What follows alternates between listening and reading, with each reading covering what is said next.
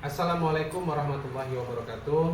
Saya Aldi Apriyadi, calon guru penggerak angkatan 9 dari UPTD SD Negeri 4 Kedondong, Kecamatan Kedondong, Kabupaten Pesawaran, Lampung. Kali ini saya akan mewawancarai kepala sekolah terkait pengambil keputusan di modul 3.1. Perkenalkan, ini Ibu Kepala Sekolah, Ibu Haja Emi Mulyani SPD, Kepala Sekolah UPTD SD Negeri 4 Kedondong. Assalamualaikum warahmatullahi wabarakatuh, Ibu. Waalaikumsalam warahmatullahi wabarakatuh.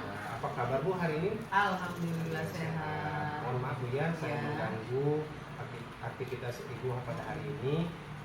Saya ada tugas dari guru penggerak Ya. untuk mewawancarai kepala sekolah terkait pengambilan keputusan selaku pimpinan pembelajaran di sekolah. Baik Bu, kita yang pertama ini adalah tentang adanya pengambilan keputusan. Nah, selama Ibu menjabat sebagai kepala sekolah, apakah keputusan yang Ibu lakukan selama Ibu menjabat kepala sekolah, bagaimana sih Ibu mengidentifikasi kira-kira kasus-kasus yang ada yang selama ini Ibu alami selama menjabat Ibu sebagai kepala sekolah? Bagaimana Ibu mengidentifikasi kasus-kasus sehingga mengambil keputusan yang baik? Baiklah Pak Aldi, saya sekarang untuk menjawab sebagai kepala sekolah di sini dan untuk memecahkan permasalahan atau mengambil keputusan yang terjadi apabila terjadi di sekolah UPTD SD 4 ini. Saya sebagai kepala sekolah dan penanggung jawab di sini, contohnya di sekolah ada perkelahian antara anak sama temannya. Saya sebagai kepala sekolah mengambil keputusan, terutama saya mengumpulkan dulu anak-anak yang habis berkelahi antara temannya itu, dan juga menanyakan kepada guru kelasnya dan juga komite orang tuanya. Saya sebagai pimpinan ya kita kumpulkan dulu data-datanya, permasalahannya. Setelah itu kita putuskan gimana sebaiknya secara kekeluargaan dan solusinya gimana. Jangan sampai gara-gara anak berkelahi berkelanjutan atau keluar ke orang ketiga, itu kan tidak baik, apalagi kita di ranah pendidikan. Nah, saya sebagai kepala sekolah memutuskan apabila ada hal-hal tersebut terjadi di sekolahan, kita sebagai ranah kependidikan atau kekeluargaan kita selesaikan dulu secara baik-baik dan kita cari solusi yang terbaik. Mungkin itu saja Pak Aldi. Jadi dari kasus yang Ibu alami adalah upaya sesama anak ya. Itu biasanya. Jadi Ibu dengan mengidentifikasi adalah mengumpulkan informasi dan juga mengumpulkan orang tuanya, di mana yang bertikai atau yang berkelahi, lalu ditanyakan satu persatu, begitu Ibu ya, cara mengidentifikasinya. Ya. Nah, dari kasus tadi kan Bu ya, apakah pengambilan keputusan itu kira-kira dari kasus tadi, kira-kira adakah merasa kepentingan itu kepentingan benar atau salah Bu? Kira-kira keputusan yang Ibu lakukan pada kasus anak berkelahi tersebut. Nah, itu Pak Aldi, saya menjawab itu keputusan yang sangat bagus. Ya, kita cari kebenaran dan kesalahan di antara siswa-siswa kita yang berkelahi tadi. Nah, sama-sama benar atau sama-sama mengandung nilai kebajikan, maksudnya Pak Aldi, dari kasus tersebut adakah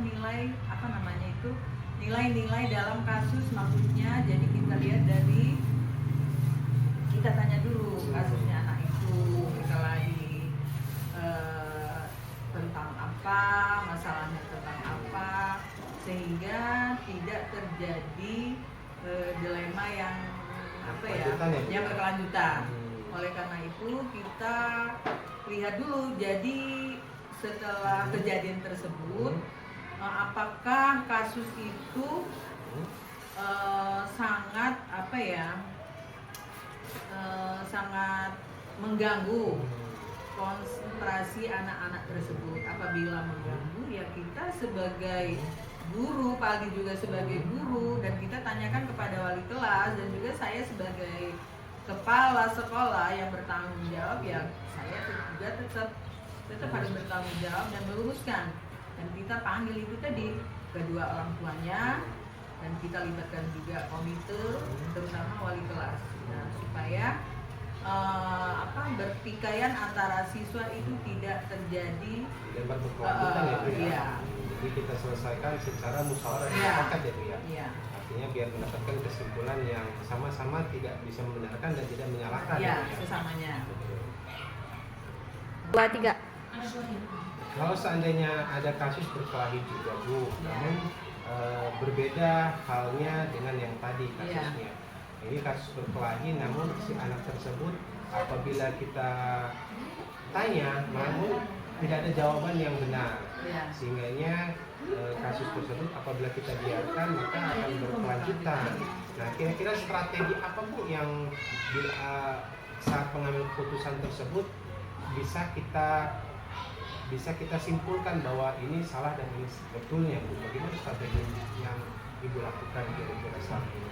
Baik Pak Aldi, saya coba menjawab. Apabila ada anak berkelahi di antara teman-temannya, saya sebagai kepala sekolah dan bertanggung jawab di sekolah itu, ya saya mencoba memanggil anak yang berkelahi itu, ya kita panggil secara pribadi. Apa kita kan ada ruang kantor itu dipanggil, misalnya ada anak dua berantem di antara kelas itu, kita panggil anak dua itu, nah kita tanya secara baik-baik dan strategi kita supaya anak itu bisa menjawab apa kesalahannya, dan yang satunya juga yang terlibat itu juga dia menjawab. Jadi kalau kita tanya di depan teman-temannya, kemungkinan anak dua itu nggak mau menjawab. Tapi kalau kita panggil ke kantor atau ke ruang guru, tentu anak itu kita pakai strategi, tentu anak itu akan menjawab, dan kita bisa apa yang mana yang salah, mana yang benar, dan gurunya juga kita panggil.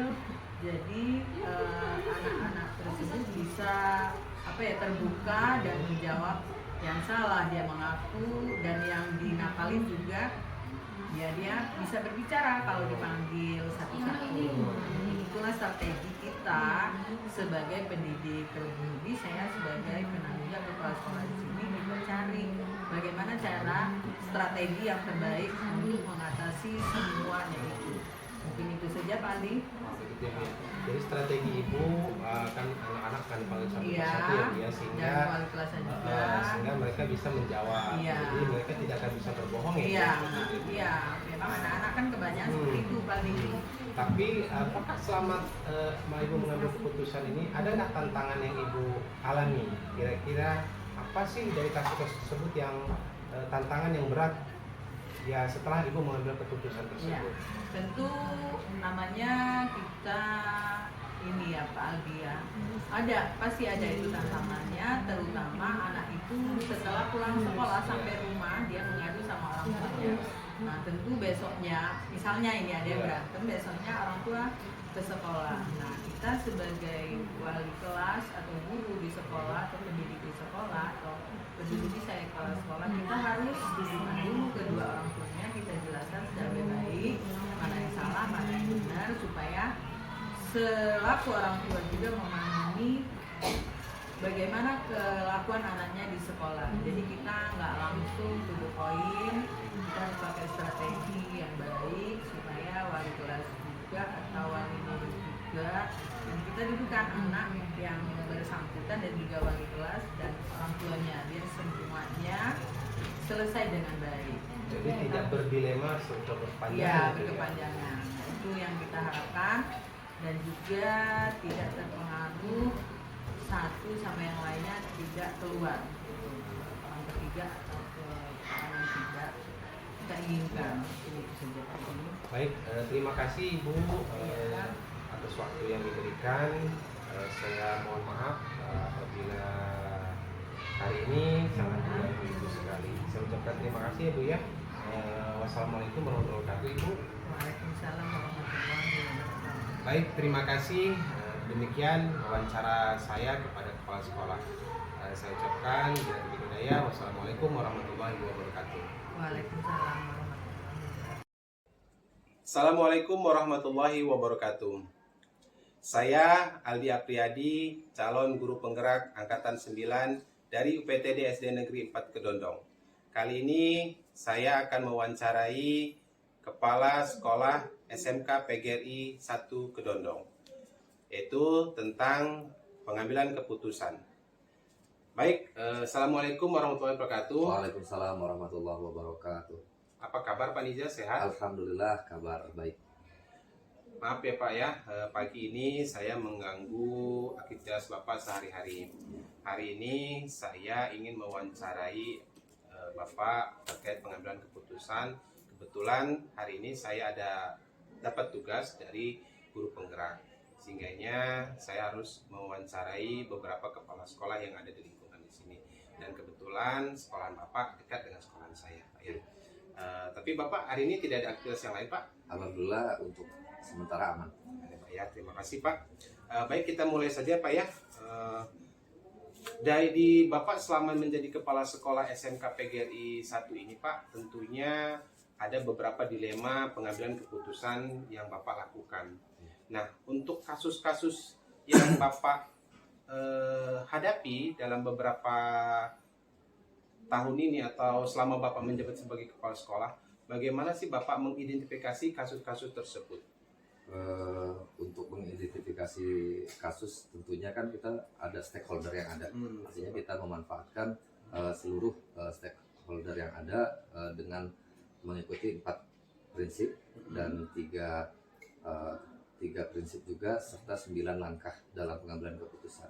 Jadi mengidentifikasinya adalah menggunakan 4 paradigma. 4 paradigma ya.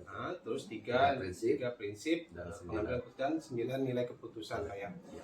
Baik, selanjutnya selama mengambil keputusan ini menjadi kepala sekolah, bagaimana menjalankan keputusannya?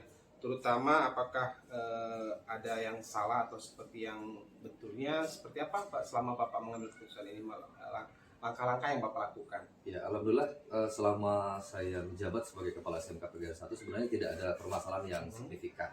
Artinya di sini masalah internal terkait dengan bagaimana menggerakkan guru untuk aktif dalam mengajar seperti itu, untuk meminimalisir izin dan lain sebagainya seperti itu. Jadi yang intinya adalah tidak terlalu signifikan, tidak terlalu.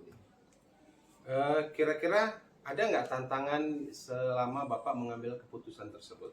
Tantangannya pasti ada. Yang tadi itu adanya dilema antara mengambil keputusan dengan pertimbangan, beberapa pertimbangan yang tadi itu dengan 4 dilema tadi, yang kadang-kadang kita harus menentukan keputusan itu tapi tidak membuat orang lain kecewa terhadap keputusan. Artinya keputusan itu dibuat secara bersama-sama dengan 9 langkah tadi itu. Oh ya, jadi yang paling efektif mengambil keputusan itu adalah menggunakan 9 langkah tersebut tadi ya Pak ya.